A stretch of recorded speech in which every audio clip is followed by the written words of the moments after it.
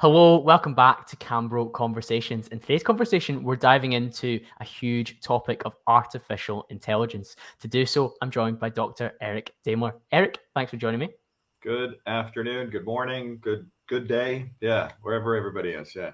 Yes, we've got the timelines or time zones, sorry, all lined up for this one, and it's certainly one that I've been excited when I saw this coming up in my calendar because Eric, you've got such a breadth of experience. When we look at your CV, entrepreneur, investor, technologist, even policymaker as well, I think it puts you in a little bit of a unique position when it comes to talking about artificial intelligence as a broad topic because you've come at it from so many different angles, I guess, across your career.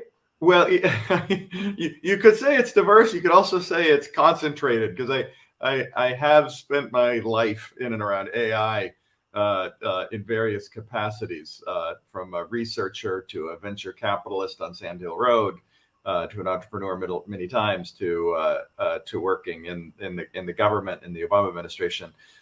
So in one way, it's actually very narrow, but right, it's a breadth of experience about that I think is literally unique, but certainly rare. Yeah, definitely, and that's a very fair point. It's narrow but deep on a particular subject area, albeit across different ways to work within that sector, I suppose. Yeah.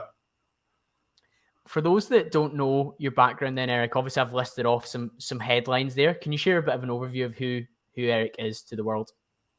Well, if people know me, if they know me at all, they'll often know me from the time that I spent during the last year of the Obama administration as the AI authority, kind of colloquially known as the science advisor to the president, is the group that holds people like me. So inside there were people experts on space. There was another fantastic gentleman who was an expert on cybersecurity. So even though my PhD is in computer science, I'm not an expert in cybersecurity. I know a few things, but it's not really my focus. So we had an expert in that. We had also experts in healthcare and other areas around, even as far as soil conservation. So these were science advisors, non-political. It operates within the White House, but a non-political group that I had the privilege of working with for the last year of that administration, 2016. I had previously spent, as we talked about, many decades around AI. I started as a researcher at Stanford University, University of Washington, Seattle, up where Microsoft is, and at Carnegie Mellon University in Pennsylvania, where I ended up getting my PhD and serving on their faculty in the School of Computer Science. And I've also worked as a venture capitalist on Sand Hill Road professionally as part of a fund, and concomitant with that, starting a couple companies with various rates of success. And so now I sit on a few boards. One is SoftBank's largest investment in AI, and I run my own AI firm that was a spin out of MIT that we can talk about, that I think charts a future for foundational developments in AI. Absolutely, Eric. And in terms of AI, it seems like quite a modern term, but you're explaining there you've got decades of experience within it. What were kind of the world's first experiences of AI if we were to go back to the early parts of your career where it was maybe a newer concept than it is now, albeit many of the listeners would maybe think AI is quite a recent phenomenon? Yeah, it's a funny conversation to have. To go way back, really the start of it, the year was 1956, if I recall that correctly, where a group of very smart individuals got together in the Northeast United States to develop what they thought at the time was going to be a summer project. and they came up with this term that they meant to be a little controversial. So they got a couple things right and a couple things wrong. The foundations of that research continue. The definition or the meaning of the word has morphed a little bit. It has gone through some ups and downs, but really entered the consciousness of the general public and our general discourse around the time that I entered service. It was probably a motivator for the match between my being in the government is I was the first person in that role, but now there is a terrifically talented team of people inside of an AI office in the White House. I think it's called the AI Office Initiative or something like that. They needed the team to replace one man. Yeah, that's right. I'd like to say, yeah, five people are now doing my work. But I think it's now recognized that it's a big job, and it's going to be a foundation, not only for the United States, but the allies of the United States and of Western civilization for the rest of our lifetimes. So it warranted a bigger dedication of resources. So it's been around for a long time. And I'll give you a story about that a little bit. You can do a little thought experiment. So as you're listening to this, you can just think this question: when do you think the first autonomous car hit the road? So we know Tesla is the one that's in the news all the time about pushing this idea of autonomous cars. We could get a little more precise with our language and call it driver assistance, but I'll just ask in a general way. You can think in your head, when do you think the first time was that a car went on a public road with no driver assistance and was able to just do the things that cars do, keep in its lane, stop at a stop sign, what have you. Teslas came out, roughly a decade ago or so. We can call those some version of autonomous cars, at least, the S, not the Roadster. So when do we think? I won't put you on the spot, but you can throw out a number if you'd like. Yeah, but the number in my head, if Tesla is a decade ago, then maybe they'd iterated on it for 10 years before that. So maybe something in the late 90s. Okay, that's a reasonable guess. So often what people think, and this is another reasonable guess, is you'd say in the early 2000s, mid 2000s, there was a competition sponsored by the U.S. Defense Department to take autonomous cars off-road. It was a DARPA Grand Challenge, and it morphed then into a city competition. Not on public streets in that case, but a closed loop where autonomous cars were crashing into things that they weren't intended to go around an obstacle course. So around what I think it was like 2005 or so, Carnegie Mellon and then later Stanford had entries to drive out in the desert, and those were Hummers at the time, and then people got a little more comfortable even doing it with a Volkswagen SUV to drive autonomous cars by themselves in the desert. That was sort of uncontrolled. But we can really go back even further than that. The date is 1983. Okay. Now it was a big van. It had, as people said at the time, more computing power in the back than the whole developing world. And it went very slow, only about 5, 6, 7 kilometers per hour. But it did the job. You had a van driving down the street, stopping at stop signs in 1983. Now, Mercedes had one that would go down a freeway, but it had to be perfect weather. It had to have really bright lines, and it was only on a freeway. So those are the dates where it really got started. And I bring this up because the modern discourse, suggests that, to have Elon Musk tell it, full autonomous driving is right around the corner. It's coming next year. And we might get misled to say, some sort of AI magic is also going to come very, very soon. But it's been in process for a long time. This stuff is really hard. There are many obstacles that appear as we progress in one area. Other obstacles then emerge as something we need to knock down.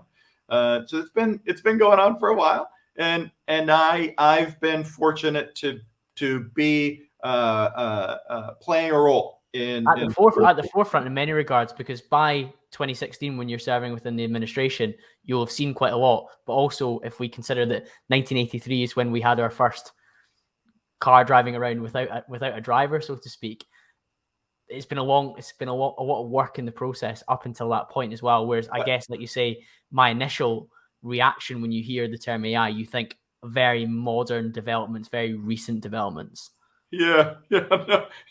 Some parts are modern. The current trendy AI is the term deep learning. So that's a type of artificial intelligence that people seem to have at least heard about. That's relatively recent, but other developments that take in the sensors around the world and aggregate them into something that is actionable, that's been going on in iterations and slow little steps of development for a couple of decades. In layman's terms then, Eric, what does it mean to have an AI system? I got this question asked a couple of times a week by members of Congress when I was working in Washington, D.C. And the answer I came up with is one that I hope will be useful to your listeners as they just go about their lives interacting. It's not the strict technical definition, but it's a way that I find to be useful. And it goes like this, that we have data in the world, and that comes in through sensors. So the sensors could have been the LiDAR on top of my autonomous car, or it could be a sensor that I have in my house that detects air quality. So that's taking in data. That data then goes through whatever it goes through to through a network or any other setup you may have to then plan. So you have a sensing, and then you have a planning. So AI is a system. And then that planning, you have what we might call traditional ways we think about artificial intelligence. And that planning says, okay, I took in the data from the world. For our autonomous car example, I see some objects ahead. I'm now at this stage going to decide whether or not, or make a choice about whether or not that is a shadow over a crosswalk or a person over a crosswalk. So that's a planning stage, sensing and then planning. And then we have a third stage, and the third stage is I got to act on that. So based on the confidence level, this is probabilistic, based on the confidence level, am I going to slow down for that shadow, or am I going to stop because I actually think it's a person? Or am I going to just let the driver intervene and I'm going to hand it off to them, me, the machine, this thing talking. So slow, stop, driver intervention, or do nothing. But it's sense, plan, act. And then I learn from the experience. So every time I pass that crosswalk, the light is slightly different. The images coming across are slightly different. The probability of there being a person or a tumbleweed is slightly different. So I'm going to learn from that experience. And that's what it means to learn. AI is not going to spontaneously learn Mandarin Chinese. It's not going to suddenly recite poetry. It's going to learn about that intersection, that part where it thinks there is a crosswalk and maybe a shadow. So it's going to sense, plan, act, and then learn from the experience. Sense, plan, act, learn from the experience. That's a system that is AI, that I think that definition serves the 99% of us that are not day-to-day AI researchers. If you wanted to be pedantic, you would say that deep learning that we talked about is it's itself a subset of machine learning, which was in the common discourse not so long ago. Deep learning is a subset of machine learning. Machine learning itself is a subset of artificial intelligence. That's a probabilistic arm of artificial intelligence. And then there are deterministic arms of artificial intelligence. Therefore, there are non-machine learning AIs. That's the strictly true way of talking about it, but that's just not going to serve us in our day-to-day experience. I like your definition, Eric, and I like how practical it is. And the notes that I scribbled down were very linked to the terms that you use. So things like stimulus is what they're getting in, consideration and assessing the different options, the response and the action, and then the reviewing and the refining through the learning process to decide what to do in future. And that's very similar to humans in terms of how we respond as well. Although sometimes we don't do some of these steps as well as the AI might do, because it's software and its technology is a little bit more less susceptible to emotion or mistakes than maybe we are. I think a lot of people are making this more complicated than it needs to be. The underlying science can be admittedly daunting, and developing these technologies can be difficult. They take real work. They involve real dedication. but as an abstraction for us as citizens to be thinking about it so that we can change or frame policies as we want this technology to be in our lives, I think this is a definition that works for people.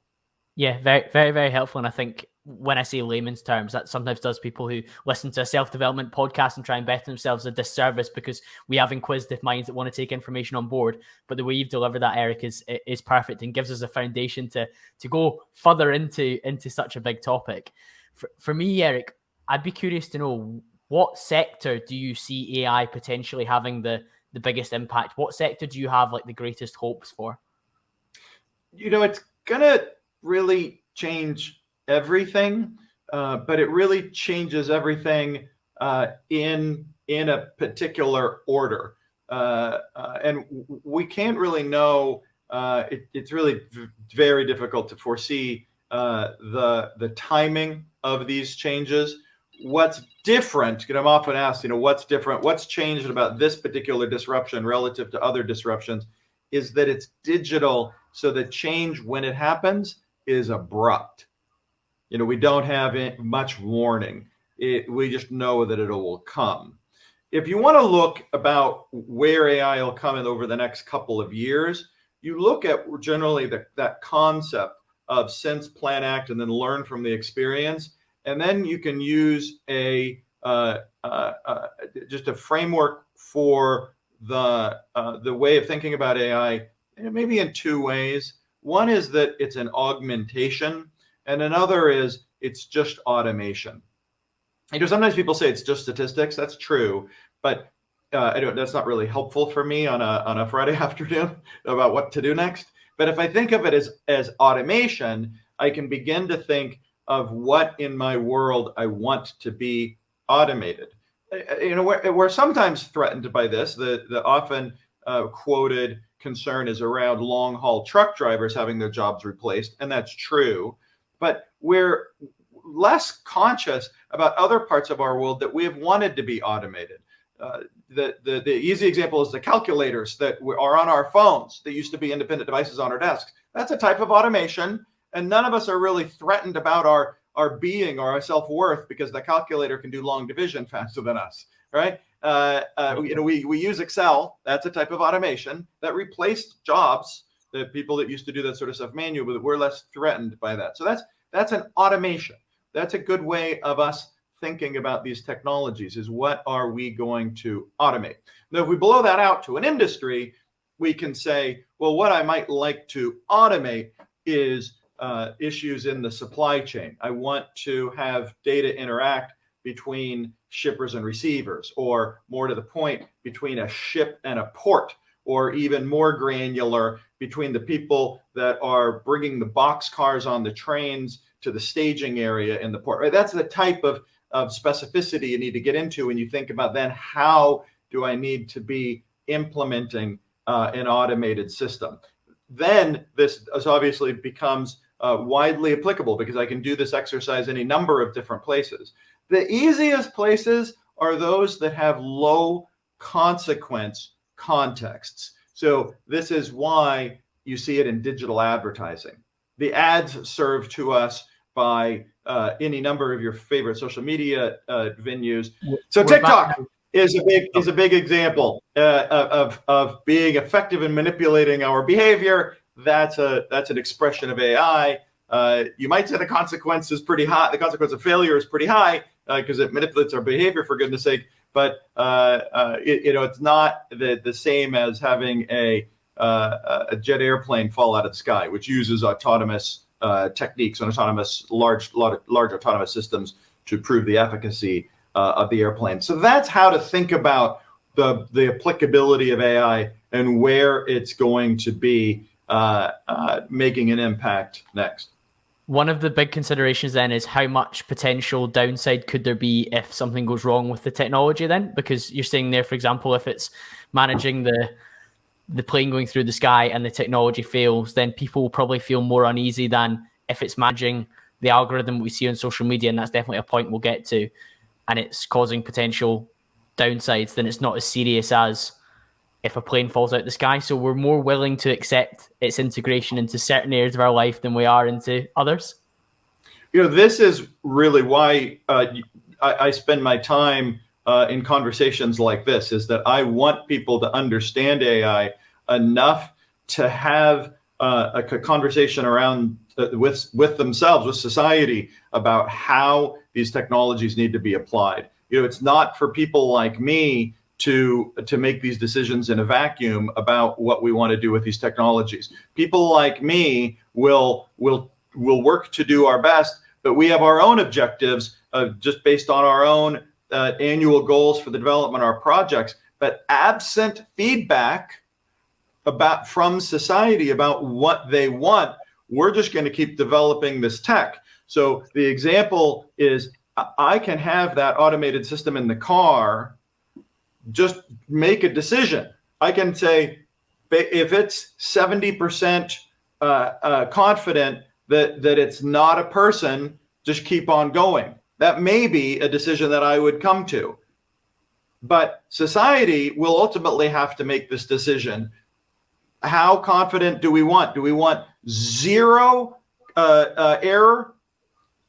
I mean, that happens in some areas. I mean, that happens sometimes in drug development, but then the result is you slow drug development. So you might say, well, I want it, if there's any chance of a person getting hit, I want that car to stop. And that'd be a fair decision, but that's a conversation I really want people to make, society to make. I don't want us engineers. There's 30 million of us around the world. Even with the wisdom of crowds and all that, I don't want us to be making the decision. I want society to be making that decision, because these contexts vary, they matter, and we need there's things we can do about it, but that's what we need to be talking about. Yeah, there's lots going off in my head just now, Eric. I'm going to put a pin in the job market and a pin in the social media implement. But one of the areas that you brought up there was drug design. And I know that healthcare is probably one of the sectors where a lot of people are quite passionate about automation and AI coming in, because we can do things perhaps more precisely and better. So one of those might be administration or telemedicine, drug discovery, even like robot assisted surgery is one of the areas that I've seen like people quite excited about. Is healthcare a particular area that you've looked at when it's come to AI?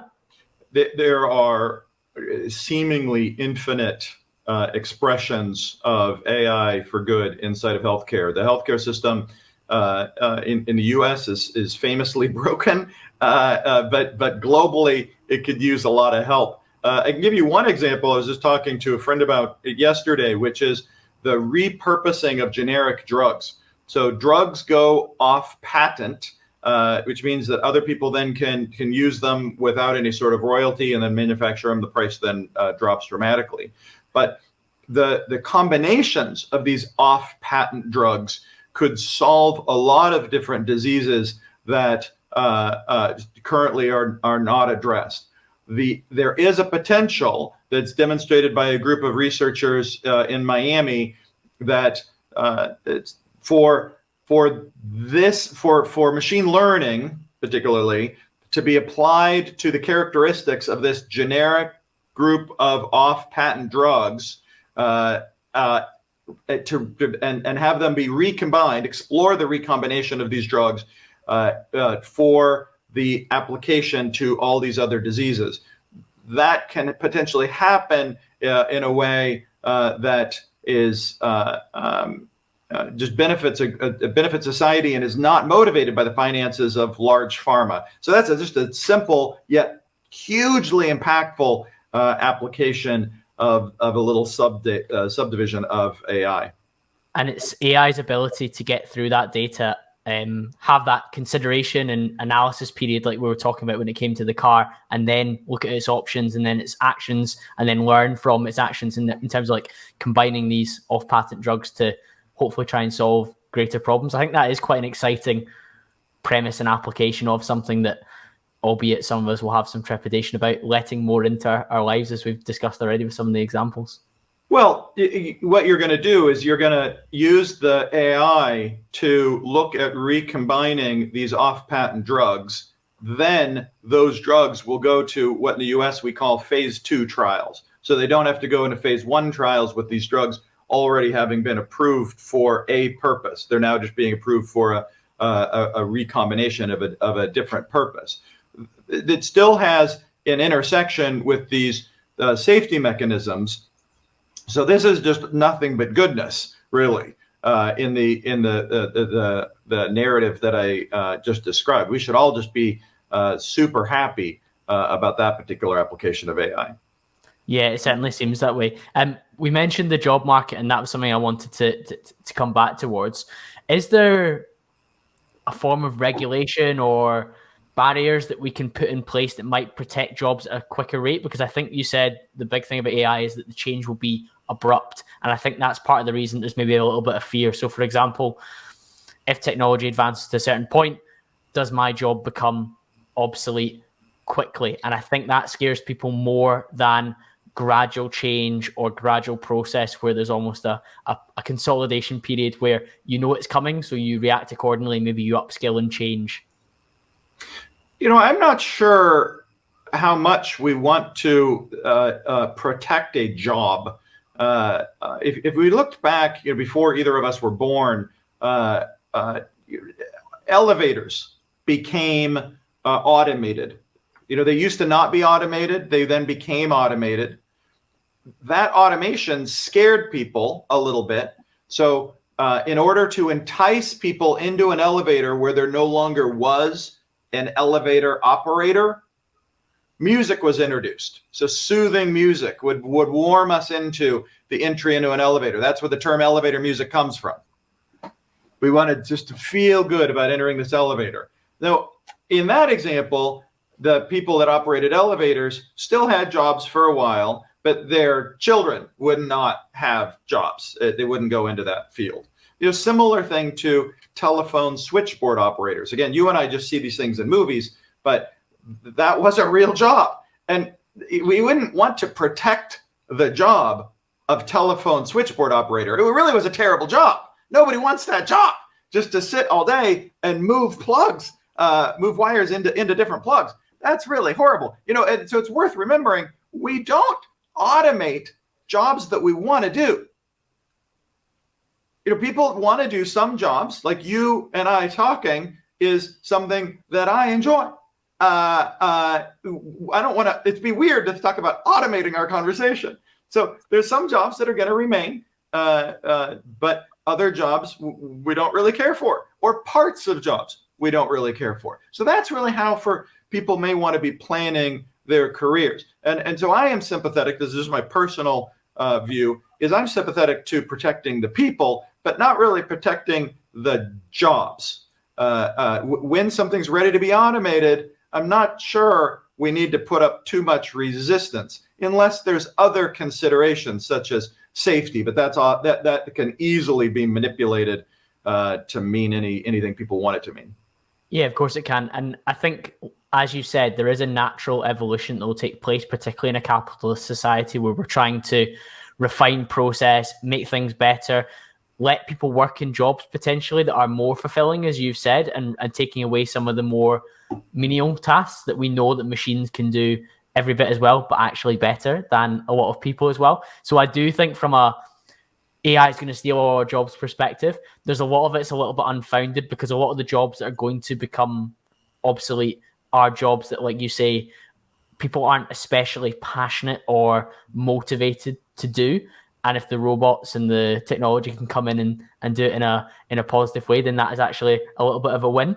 Are there, like you mentioned us having this conversation, are there any particular skills that you think AI, it'll almost always be a little bit beyond it, and humans will potentially should double down in those areas to protect their future employment prospects? I'll say that maybe I'll answer the question if I can in a different way. It's often said that empathy is the one human characteristic that computers will be never able to solve, or it'll be the last quality that computers will be able to solve. I will add to that, and I agree with that concept, that the job skill of the future will come in a couple of flavors. One is with the recognition that all of our jobs can be automated eventually. What we want to be doing is refining our ability to make our implicit knowledge explicit. Just take what's in our head and be able to describe it in increasingly precise ways. So the example of the car, as I'm driving down the street, I can, to some extent, describe that I want to stay in a lane. I can describe that I am looking out for potential pedestrians. It's hard for me to describe it with much more precision in a way that I could then put it into computer code, but it's helpful as I'm interacting with other teams inside of a transportation system for me to be conscious about what parts I can describe with various levels of precision. That can help for all of us suggest when our jobs are in danger. As soon as I can start describe, I'm useful only to the extent that I can describe my job with precision. But as soon as I can describe it with sufficient precision that a computer can do it, I better start moving further in expertise that a computer can't yet replicate. So this is going to be one of the two balancing acts that is part of the job skills for the future. The second job skill of the future that we see emerging today is the recognition, I'll say it in the abstract first, and then I'll give you an example. The recognition and redeployment of patterns in different contexts. So I'll say that again. It's the recognition and redeployment of patterns in different contexts. So the example that we see today is in e-commerce, where you can create, we see this now Cambrian explosion of different consumer products, because you can now create these new consumer businesses without actually being a designer, or certainly without doing your own advertising or your own analytics or your own customer fulfillment. You take Shopify, you take Google to do your analytics, you can have Amazon do fulfillment, you outsource some design, and you can create everything from water bottles to whiskey, everything from clothing to specialty sandwiches, and you have a new brand. This is a redeployment of these different little modules in your own particular expression. This is what has enabled the rise of the influencer economy. Is you have many people that have these ways of reconfiguring existing tools, and they'll put their own little their own little color on it and go to it. And then, of course, what happens there is the market economics kind of dictate that the value add then needs to move somewhere. Because if you have, I think I was reading that there are just thousands of TikTok influencers that have 1 million followers. Well, then it becomes more of a commodity to have 1 million followers, and you'd say, well, what's the next thing? And breaking into that is now much more difficult. So what's the next thing to redeploy in a different context these emerging tools? So those are the two ways I would encourage people to think about their careers. In addition to empathy, making implicit knowledge explicit, and then the recognition and redeployment of patterns in different contexts. I'm soaking that in terms of how I can apply that in my own career to make sure I continue to be somebody that's valuable to an organization or to myself in a business capacity. And I find it interesting, the focus on precision of speech and clarity of thought and ability to articulate that. And then once you've been able to do that to a very good extent, you then move on to the next more complex thing that is at that point in time beyond the technology that we have in place. So I think that's something for people to mull over and think about in terms of how well can I articulate what I do, and how much of an expert am I in that particular area, and where do I need to go next in terms of skill set to ensure that I remain ahead of the curve or ahead of the technology.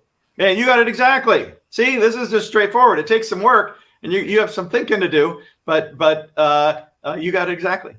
With that in mind, do you think at this moment in time that AI is going to have a net positive or a net negative impact on the job market? There is an argument to be made that for the job market, it's neutral. so that it creates as many jobs as it destroys. Now, people might come out in different sides of that, and well, you might say, well, at the limit, it'll ultimately destroy jobs. It'll automate everything. Well, fine, but I guess I'll make a bet that at least during our working careers, that we continue to have jobs emerge.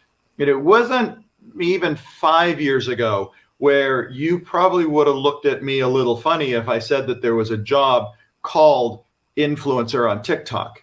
And if we looked back 15 years, we both could agree that we wouldn't know what either of us were talking about if I even said there was a job available called app developer. Like, it wouldn't make any sense. Yeah. We would know in an abstract sense, oh yeah, there's probably going to be apps on phones eventually. But then to say there would be a career based on app developers and there'd be a billion of these apps, like, it just wouldn't make any sense. Or we wouldn't be able to contextualize it. So jobs do emerge and jobs get destroyed. You know, the new floor of the New York Stock Exchange is mostly for tourists now and a backdrop for media. You know, there's not a lot of floor traders there anymore. So jobs go away and jobs get created.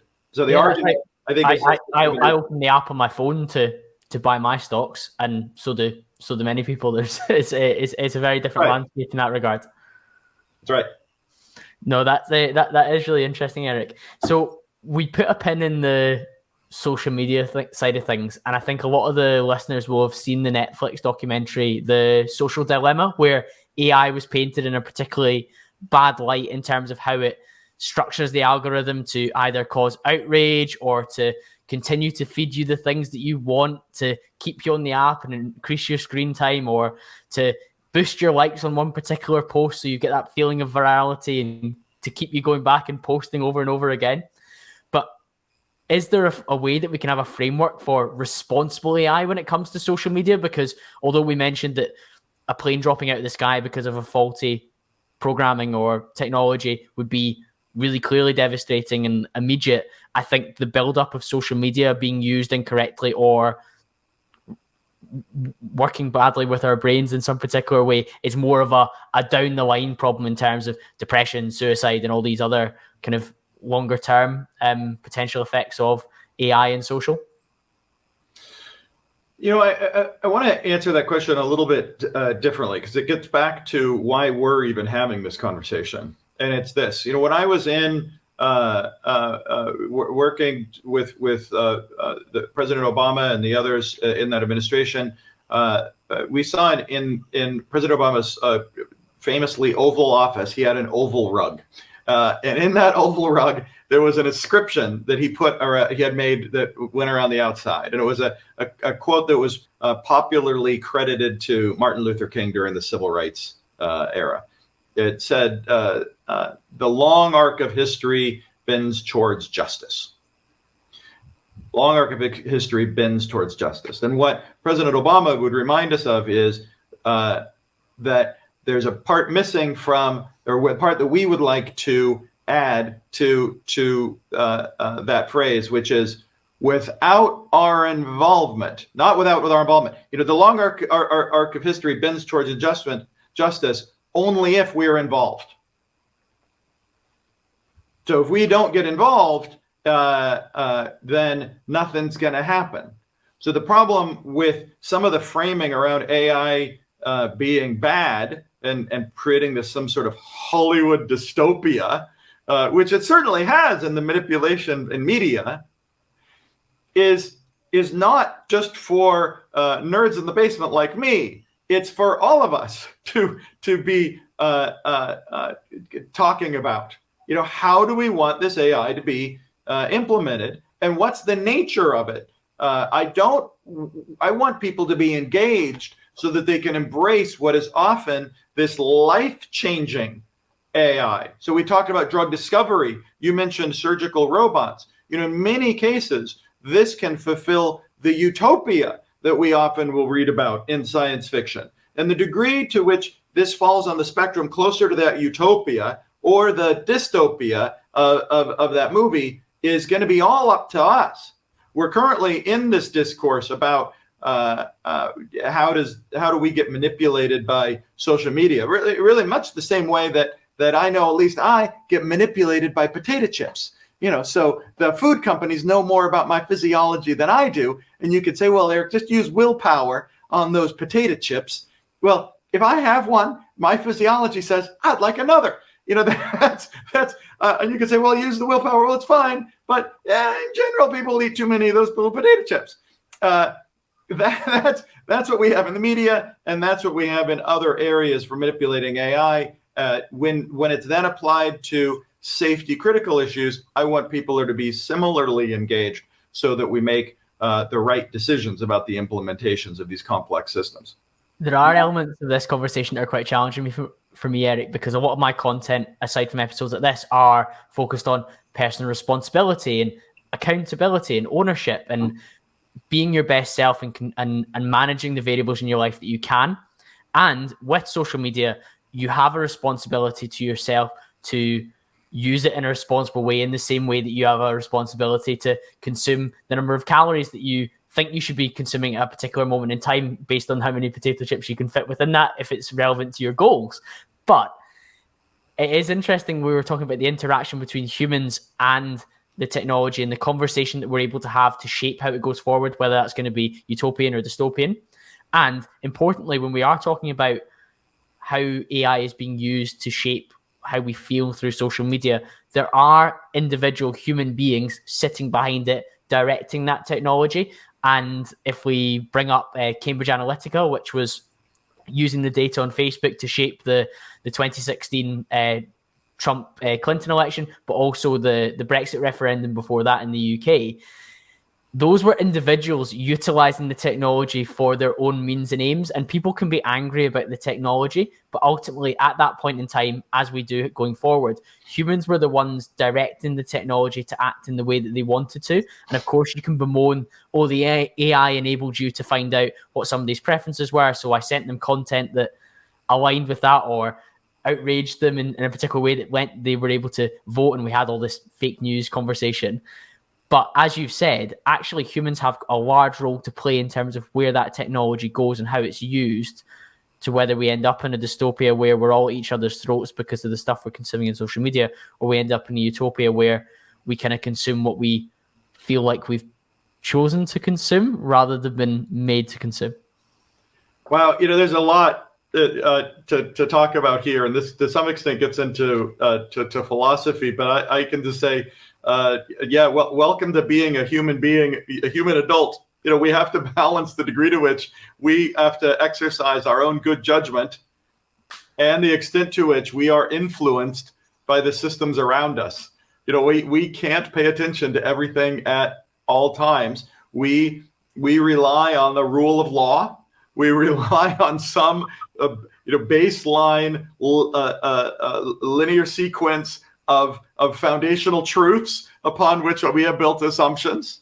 All right, so we can exercise our own judgment in a broad range of domains, and we also want to be shaping the system in which we operate and our children operate, so that we get the outcomes that we want to have a generation from now. This gets to even human behavior around traffic. I remember in London, there was this conversation about how to get people to slow down around a traffic circle. And there was a question about whether you put bollards up or not. And it was determined that if you have bollards up, which makes it safer for the pedestrians, that cars moved more quickly through the traffic circle. So to slow them down, counterintuitively, you removed the bollards. This can happen in traffic.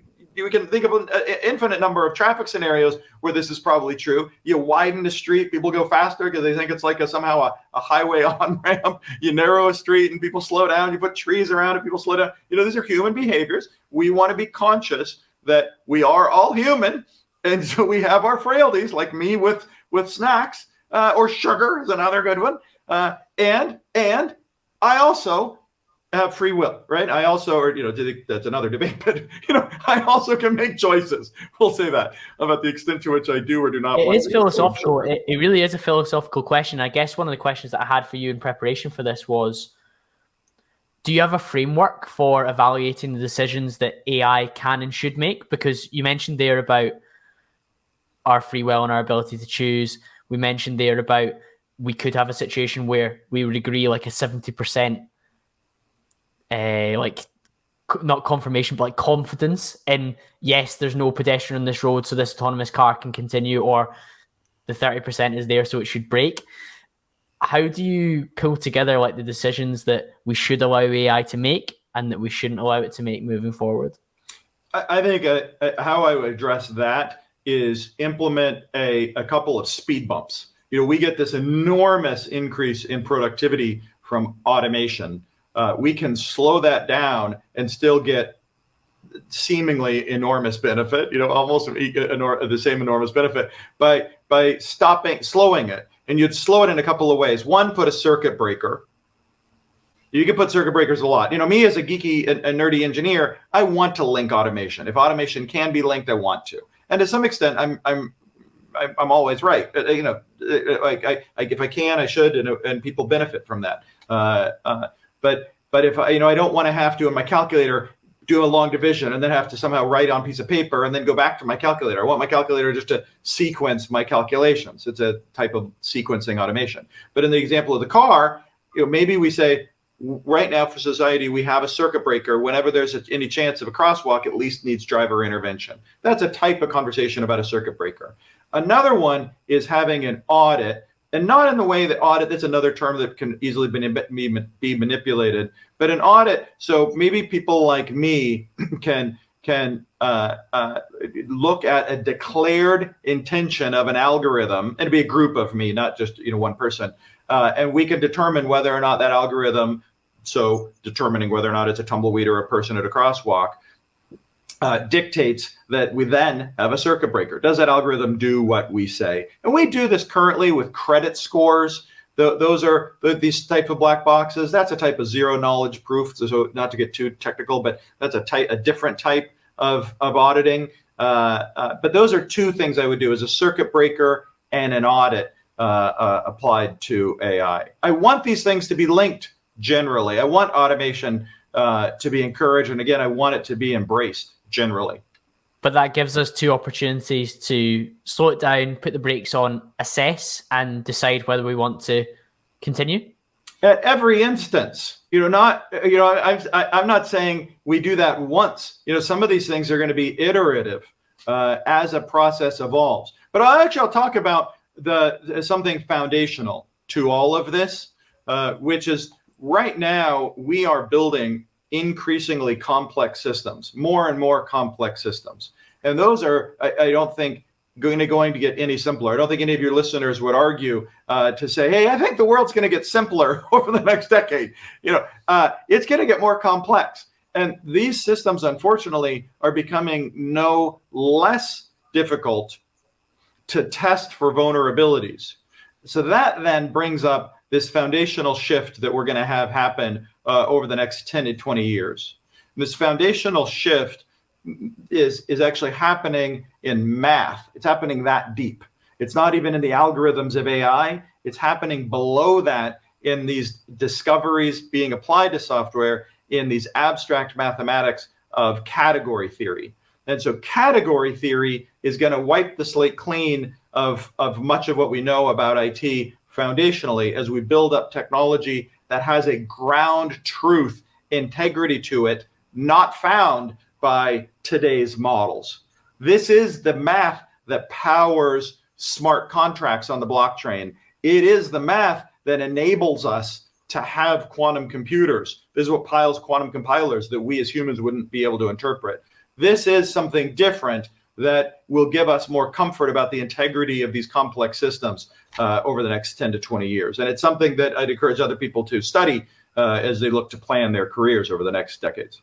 Yeah, definitely. I mean, we've definitely pushed in that career part where we need to consider where we want to be in future and foolproof ourselves against being made obsolete by the technology. But interestingly, as part of that subject, one of the most pressing things in my head is your work with Connexus. You were talking about such a large amount of information there, and probably one of the biggest information technology problems that we face is data deluge, and it's just the sheer volume of what we have. What work are you and your team doing to overcome that? Yeah, what people have gotten the memo about is that data is the new oil and all that. Collect more data, so we all know that. What's less known is that the number of data sources is also increasing quadratically. We talked about Sense Plan Act on the sensing part. We have more of these sensors around our world. So if we have more sensors and we have more data, then the data relationships, which is where knowledge is held, is just a combinatorial explosion that is unable to be used and computed really in a traditional infrastructure such as relational databases.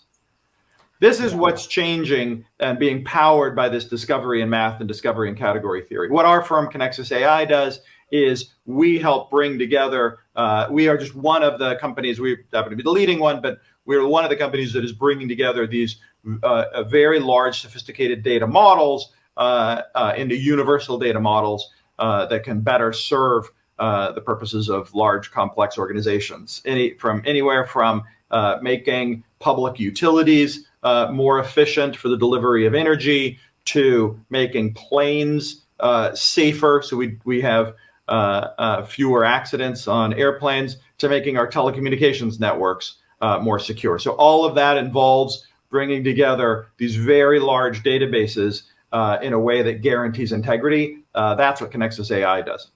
Yeah, I don't think we've ever lived in a period where we've been drowning in so much information. You've said data sources increase, but the volume of data that each of these sources produces as well is just greater than ever before. So sifting through and identifying what is valuable for the particular decision making or processes that we need to use that information for is harder than ever before. Like, in like a really silly example, we talked about TikTok and social media. People are creating more content than ever before. So you have so much opportunity to consume more than ever before. So like I sometimes talk about like a content palette. So choosing very selectively what I consume on Instagram and what I follow and what I listen to on my podcast and what YouTube subscriptions I have. And of course, the algorithm will feed me different things that I'm not following or subscribed to, but being very selective on my input of that. And I guess Connexus are just doing that on a massive scale to identify what data do we need for the airplane company, or what data do we need for the public utilities business to actually function at its best, and what can we disregard or at least put out of the picture for now. It gets even into the data models. So it's not just the data. So where Delta Airlines knows my height, my age, my eye color, but that's just data. Data is becoming a little cheap. What is complicated is the data models. So they know that I generally fly out of San Francisco and I will go to London or where have you. Their decision about whether or not they upgrade my class of seating or offer me a certain airfare for that flight, that's a data model. That's their decision. That's their knowledge based on particular data. Where do I generally fly and the characteristics of Eric? Those data models get infinitely more sophisticated, and those data models are what becomes very difficult to plan around. If you think about just me and the 26 million other people that fly through any of these big international airports in a year, how do you compute that? When those millions become billions and trillions, there's a phase change, a little bit like liquid to solids. I mean, it's something you need to relate to this differently, and that is what is demanding this foundational application of the discoveries from category theory. Yeah, no, I completely understand, Eric, and I think it's going to be fascinating to see how we manage this continued data deluge, or whatever term we want to use in that regard. Last question before I ask people where to connect with you, Eric. What is your vision for AI? What do you think it's going to look like in, say, 10 years' time in 2032? What I really hope is that we, one of my colleagues in the White House used to say, that we have everybody on the field. The vision is that we have everybody on the field talking about, engaged in the conversation about how these life-changing technologies get applied in our day-to-day life to make all of our lives better. I think this is, regardless of geography, regardless of politics, some of these automated technologies just require, really demand that people be engaged so that we embrace these technologies. I think that people studying category theory and talking about making their implicit knowledge explicit is going to serve everybody in their careers and in their day-to-day experiences. Yeah, and a noble vision. And like you say, everyone being involved in the conversation allows us to importantly shape whether we head towards elements of dystopia, which make us very uncomfortable, and elements of utopia, which we ultimately really, really want. And I guess my final question, Eric, alongside saying thank you very much for joining me, is where should people head towards if they want to continue the conversation and ask you more questions and understand a bit more about what you're up to? Sure. Connexus.com is our firm, or LinkedIn is probably a good place to follow me for any new content that or any new thoughts we have around category theory. There's a lot of great books around category theory, but that's how to connect with me. Follow on LinkedIn or Connexus.com. Excellent, Eric. Those will be linked in the show notes below. Thank you very much for joining me, and thank you to you, the listener, as always. I'm sure you've enjoyed this one, and I'll be back to speak to you all again very, very